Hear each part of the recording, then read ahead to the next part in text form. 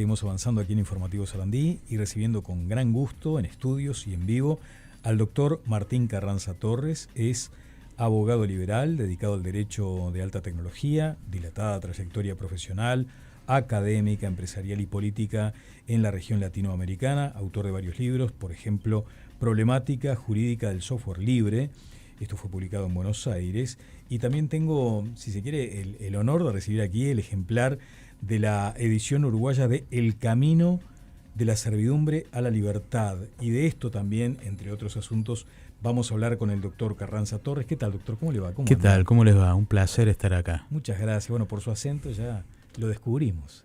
Cordobés. Ahí está. Muy hermanados estamos también, ¿no? Sobre todo con los cordobeses, ¿no? Claro, los problemas uruguayos son con los porteños, normalmente. Bueno, tiene bastante razón. Siempre han sido así, siempre han sido así. Razón. Bueno, y mire la pregunta bien como si tuviéramos, ¿no?, tomando un mate ahí en un fogón, ¿no? ¿Qué lo trae por acá? Me trae por acá, bueno, un evento que tenemos mañana, en donde va a estar la presencia estelar de Martín Krause, que además es prologuista de este libro. Claro. Es uno de los prologuistas de este libro. El segundo libro que tengo el honor que Martín me prologue.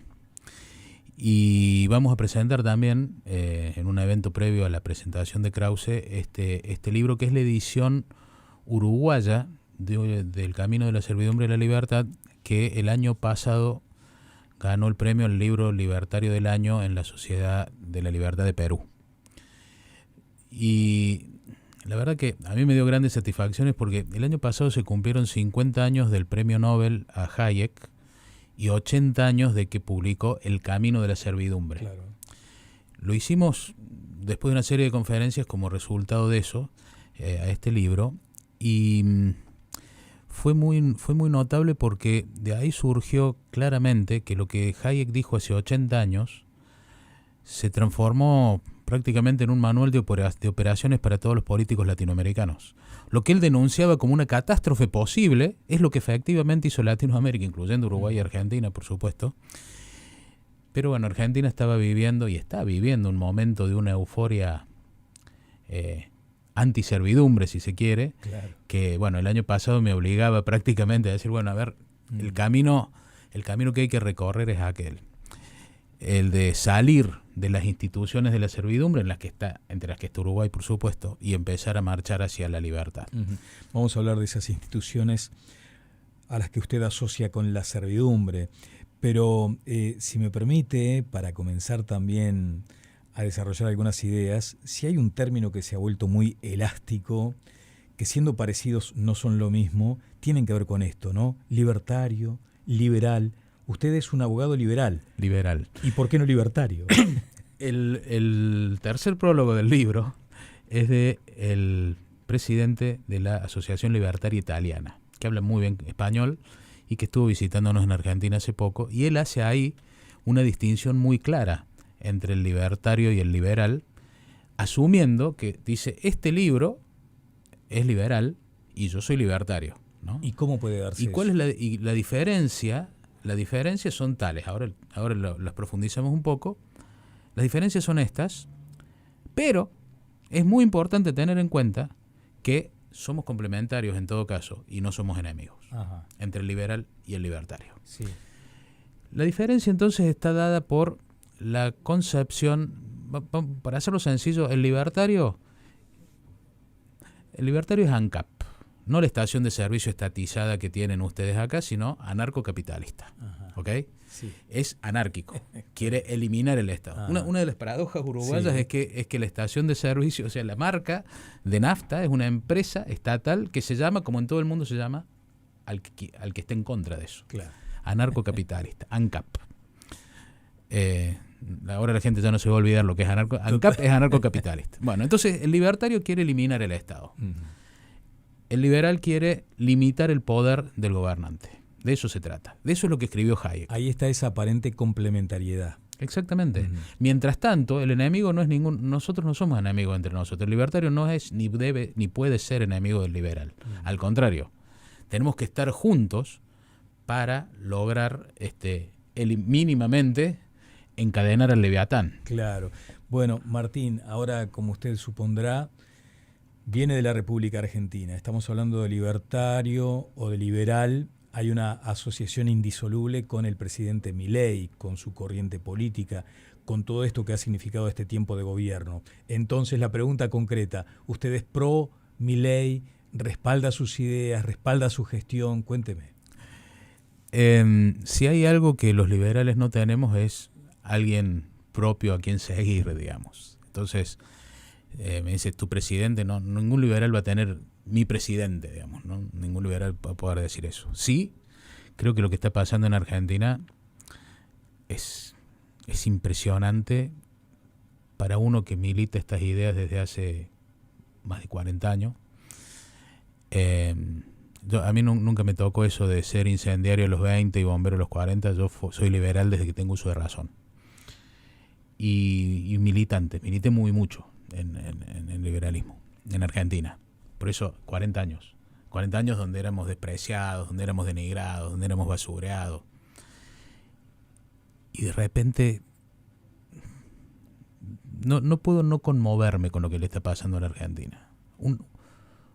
Una generación entera de jóvenes que se hartaron del Estado, que se hartaron de que les mientan, que se hartaron de que les roben, que se empezaron a ir del país. Gente que, la generación mía, yo tengo casi 60, mis amigos que tenían una pyme, vivían el drama estatista de que sus hijos se iban, pero porque lo consideraban un estúpido al padre. Porque, escúchame, le entregaste a un tipo por un juicio laboral el esfuerzo de toda tu vida en la pyme. Eso es lo que hiciste. Sos ingeniero, tenés un doctorado, hiciste una tecnología. El Estado no te deja exportar porque te cobra impuestos y te mata por su visión. Y encima le tuviste que entregar la empresa al tipo que te hizo un juicio porque lo tenías hace 30 años, porque las leyes laborales de la servidumbre te fundieron. Claro. Martín, usted llega naturalmente a un país donde muchas veces se dice todos somos vallistas. ¿Todos somos? Vallistas, porque la concepción del Estado tuvo su enorme fortalecimiento en la época de Pepe Valle, ¿no? Y allí es lo que se entendía como que el Estado también protegía, garantizaba. Si estaba bien resuelto, era la espalda de todos nosotros, más allá de la condición social, más allá de la condición económica. En consecuencia, corresponde de pronto hacerle una pregunta bien concreta. Cuando usted habla de Estado y de estatismo, ¿se refiere particularmente a la realidad argentina o abarca el concepto estatista a nivel global? La realidad argentina para mí fue suficientemente dolorosa y por eso ahora me da esperanza como para que la deje un ratito de lado. Yo creo que lo que Hayek decía hace 80 años en El camino de la servidumbre es precisamente para todos. Él pensaba en Europa, él pensaba en Estados Unidos, que venía del welfare state, del estado de bienestar. Y obviamente uno lo ve en Latinoamérica como, digamos, el estatismo. A ver, Uruguay es el país desde el punto de vista institucional más laico del mundo. Sí. No tiene ni siquiera feriados religiosos. Uh-huh. Y sin embargo, los uruguayos han reemplazado a la religión tradicional por la religión del Estado. El Estado en Uruguay se ha convertido en una religión. Y eso es el camino de la servidumbre más claro. Cuando el mundo hablaba de liberar o no las drogas, en Uruguay dijeron las drogas son buenas solo si las vendemos nosotros. O sea, los narcos son malos, pero nosotros somos buenos. Y la droga es buena según quien la venda. Entonces, me parece que ahí es donde esa es la concepción equivocada. Y creo que tuvo un gran consenso esa medida absurda de un presidente que más estatista no me lo puedo imaginar, digamos, soñaba el Estado. O sea, la religión del Estado ha convertido a Uruguay en un país que debería ser potencia mundial, que tiene todas las condiciones para ser potencia mundial, por esta cuestión de la redistribución, por esta cuestión de que además a mí me preocupa. Siempre me quejé de la Argentina de la inestabilidad política y la inestabilidad económica. Uruguay tiene el problema de la estabilidad. Están como adormecidos dentro de como en el Pink Floyd, así adormecidos, sí. Bueno, de hecho, anestesiados acá, en un estado de bienestar que los está llevando a una pobreza cada vez mayor. estado de bienestar que nos está llevando a una pobreza cada vez mayor.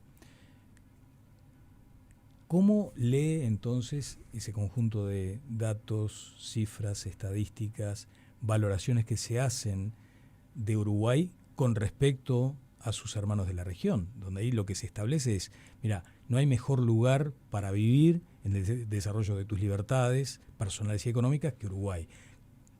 ¿Comprende por Correcto. qué entonces tenemos esa singularidad? Usted dice que efectivamente acá todo transita en términos bastante lentos. Tenemos una frase además muy popular, ¿no?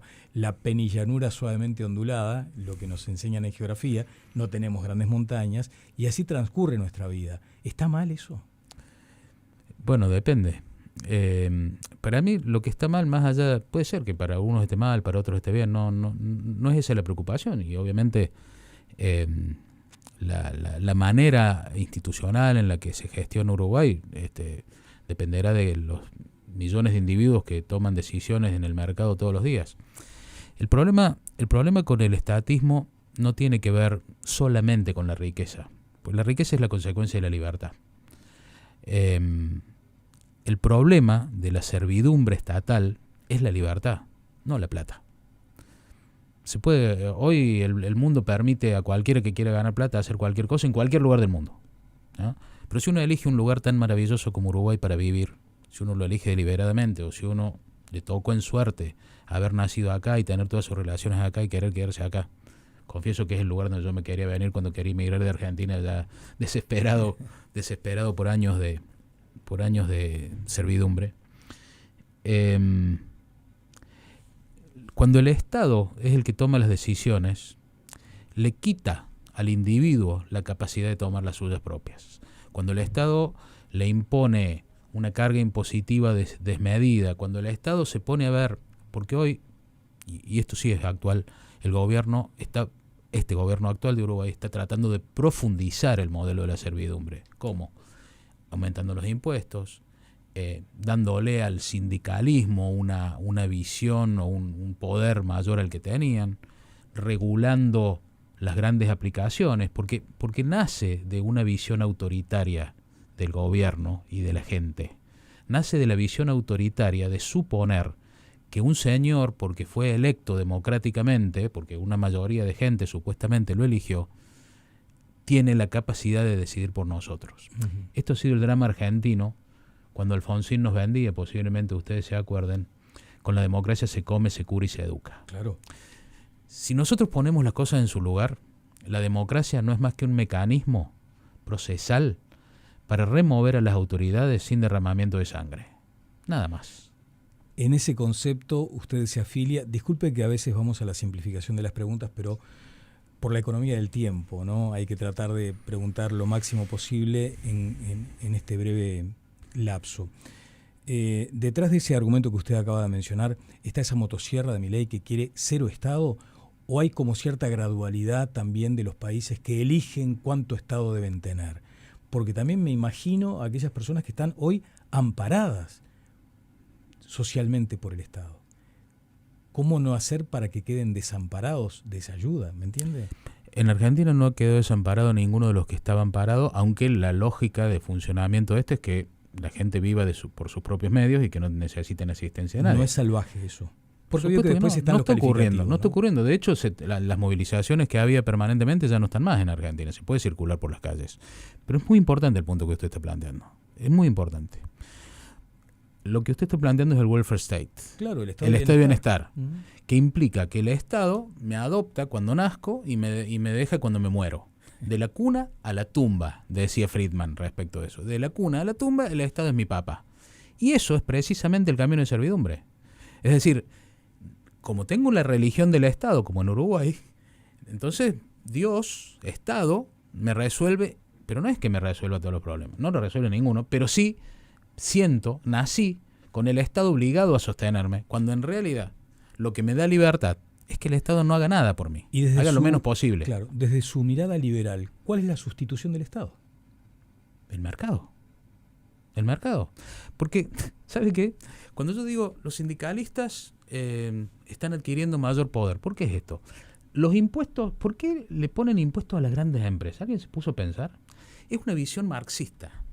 Es una visión en virtud de la cual hay una lucha de clases. Los ricos son enemigos de los pobres son pobres porque los ricos son ricos, y entonces los ricos hay que sacarles para darle a los pobres, y esa es una lógica absolutamente marxista. La lógica del mercado es una lógica de cooperación, y por eso genera riqueza. La lógica marxista de quitarle a uno para darle a otro no genera riqueza, al contrario, la elimina, porque el que produce riqueza no la quiere producir más, ¿y para qué la va a producir si se la quitan? Mientras que la lógica del mercado es de cooperación. Yo no hago la cerveza para satisfacer las necesidades del que quiere tomar cerveza. Hago la cerveza para satisfacer mis necesidades. Cuanto mejor y más barata sea mi cerveza, más cerveza vendo y satisfago mejor mis necesidades satisfaciendo las del otro. Esa es la magia. Pero además hay un problema sustancial que también Hayek lo plantea con toda claridad. El problema del estatismo, el problema de reemplazar al Estado por el mercado, él lo llama el problema del conocimiento. No existe posibilidad alguna de que ningún tirano, ningún gobernante, ninguna persona en la Tierra tenga la totalidad del conocimiento que está disperso entre las millones de personas que habitan el mercado. Si yo quiero poner una panadería, quiero saber a qué precio lo tengo que vender, a qué precio tengo que contratar, a qué precio tengo que pagar el alquiler, lo que hago es obtener mi propia información para tomar mis propias decisiones. Ninguna regulación de precios, ninguna regulación de mercado, ninguna regulación de alquileres va a terminar resolviendo la totalidad de los problemas de información que hay en el mercado. Claro. Doctor, puede haber alguien que le diga, che, Martín, está todo bien, fantástico con esto de ir como tomando distancia de los caminos de la servidumbre. Pero ahora los críticos del gobierno argentino están reiterando un día sí y el otro también, que ahora hay una muy fuerte dependencia casi colonizadora de los Estados Unidos con este respaldo, con este empuje, con este espaldarazo que se le da a la gestión de Milei. ¿No es esa también una servidumbre? No, pero está muy buena la pregunta, me encanta. En primer lugar, los críticos de Milei tienen que entender un poco que la gente está mirando otra cosa distinta a la que los críticos están mirando. Me parece que la contundencia electoral del otro día marca con toda claridad que los argentinos hemos decidido abandonar el camino de servidumbre. Ese es un punto fundamental. A partir de ahí, sí, el camino es duro, es difícil, es complicado. Pero respecto del alineamiento internacional, para mí no hay ninguna duda. El mundo está en guerra. Hay una guerra entre China y Estados Unidos. Y hay que alinearse, dice usted. Y a veces no hay más remedio. Hay algunos países que tienen la posibilidad de coarpearla. Nosotros no, Uruguay no, Argentina no, Perú no. O sea, en algún momento tenemos que tomar decisiones. Y yo no tengo ninguna duda que la decisión que tenemos que tomar es capitalista, porque lo otro es comunismo, es más servidumbre, es más dependencia. Y no estamos en condiciones de mandar tanques a esa guerra. Lo único que podemos hacer es tomar decisiones en base a lo que la gente está pidiendo. Y la gente no está pidiendo marxismo. La gente en Argentina está pidiendo libertad. Sí, no está comprometida esa libertad como país por la influencia, como decíamos, casi colonizadora de Estados Unidos. ¿Cómo lo ven algunos analistas? Bueno, ¿no? A ver, la vocación colonizadora yo no la compro. Yo creo que hay una cuestión geopolítica muchísimo más importante para Argentina hoy, para Estados Unidos, la región latinoamericana, pero en particular en este caso Argentina, es tan importante para Estados Unidos en esta guerra como lo fue Cuba en su momento para la Unión Soviética. Para ser bien concreto, Argentina no queda de rodillas ante Trump con esta circunstancia. Al contrario, Argentina en este momento está en condiciones de empezar a levantarse de las rodillas a las que lo sometieron los gobiernos populistas que precedieron a Milei, entregándole, a ver, para que entendamos, durante la pandemia, el presidente Alberto Fernández, el golpeador de mujeres, le dijo a Putin, dame las vacunas que nosotros vamos a hacer la puerta de entrada de Rusia a América Latina, y Putin ni siquiera le mandó las vacunas. Y se murieron decenas de miles de personas por esa aberración. Entonces, lo que estamos haciendo es salir de la servidumbre. Bien, Argentina ha soportado durante demasiado tiempo las sombras opresivas del colectivismo, atrapada en un ciclo interminable de servidumbre institucional. Esto refiere entonces a nada de Estado, tampoco nada de gremios, por las dudas. El gremio también es una asociación. El gremio en cuanto a asociación voluntaria un liberal no tendría ningún problema con la existencia del gremio. Al contrario, creo que son muy útiles para una economía sana, ¿no? Hace falta siempre una contraparte, una contracara. Los liberales creemos en la limitación del poder, y si el sindicato lo que hace es limitar el poder del patrón, bienvenido sea. El problema es cuando los sindicatos se convierten en los dueños del negocio, porque en los dueños del negocio, o sea, los sindicalistas argentinos, Moyano es el dueño de todas las empresas de camiones, de los que no es dueño directo, es dueño indirecto, pero maneja el negocio. Uh-huh. Son mafiosos, manejan el sistema de salud en Argentina. Entonces, todo depende del sistema institucional que les dé o no esa capacidad de operar de manera libre. Uh-huh. Los sindicalistas en Argentina, entiendo que en Uruguay van en ese camino también, tienen cargos hereditarios. O sea, se subieron una vez y no los bajaron más, porque son millonarios, porque coimean, porque extorsionan, porque aprietan, porque se movilizan y los usan los políticos para someternos a todos a esclavitud, y porque tienen un poder inconmensurable. Claro.